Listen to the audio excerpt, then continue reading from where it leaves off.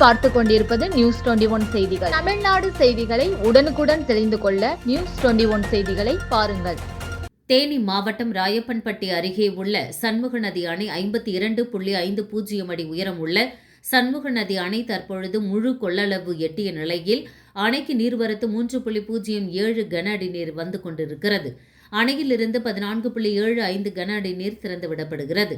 இதனால் தேனி மாவட்டம் ஓடைப்பட்டி, வில்லையம்மாள்புரம், அப்பிப்பட்டி, கன்னிசேர்வராயன்பட்டி, கோகிலாபுரம், சின்ன ஓவலாபுரம், மல்லிங்காபுரம், மூர்த்தி நாயக்கன்பட்டி, எரசக்தி நாயக்கனூர் சுற்றுவட்டார பகுதியில் உள்ள சுமார் 8க்கும் மேற்பட்ட ஊர்கள், கிராமங்களுக்கு விவசாயத்திற்காக 50 நாட்களுக்கு இந்த தண்ணீர் திறந்துவிடப்படுகிறது. 1640 ஏக்கர் நிலப்பரப்பு இந்த நீர் எண்ணெய் கொண்டு பயன்படும். தொடர்ந்து இந்த நீரினை கொண்டு 8க்கும் மேற்பட்ட பகுதியில் உள்ள ஊர்கள் விவசாய பயன்பாட்டிற்கும் 1640 ஏக்கர் நிலத்தடி நீர்மட்டம் உயர்வதற்கும் பெரும் வரப்பிரசாதமாக அமைந்துள்ளது இந்த தண்ணீர் திறப்பு.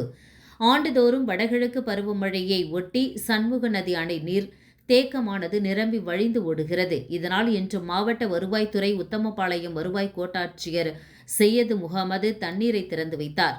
உடன் பொதுப்பணித்துறை அதிகாரிகள் மற்றும் சினமனூர் கிழக்கு ஒன்றிய செயலாளர் அண்ணாதுரை மற்றும் அதிகாரிகள் உடன் இருந்தனர்.